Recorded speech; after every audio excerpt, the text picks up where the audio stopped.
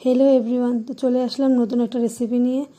आज के बनाচ্ছি ডিম দিয়ে পালং শাকের রেসিপি। তার জন্য আমি পালং শাকগুলো কুচি কুচি করে কেটে নিয়েছি। সাথে নিয়েছি গুটগুট করে আলু আর ফুলকপি, রসুন নিয়েছি থেতো করে, আর দুইটা কাঁচা লঙ্কা নিয়েছি, আর সাথে আছে ডিম। তো এটা বাচ্চাদের জন্য, অনেক বাচ্চারা শাক খেতে ভালোবাসে না। তো এইভাবে বানিয়ে ট্রাই করে দেখো, অবশ্যই ভালো হবে। আমি কিন্তু আলুগুলো ভেজে নিব।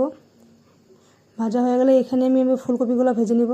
তো তোমরা চাইলে কিন্তু আলু কপিটা একসাথে ভাজতে পারবে। আমি কিন্তু আলাদা আলাদা করে ভেজে নিয়েছি। তো দেখো,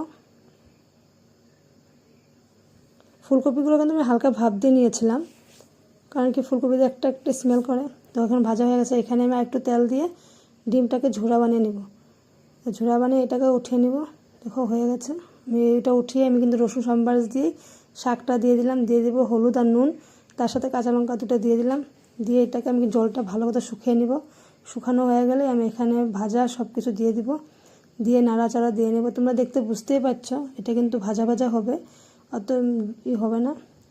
ভাজা ভাজা করে খেতে কিন্তু টেস্টি লাগে। আমিও ফার্স্ট টাইম ট্রাই করেছি, তোমরাও ট্রাই করো। যদি ভালো লাগে অবশ্যই কমেন্টে জানাবে।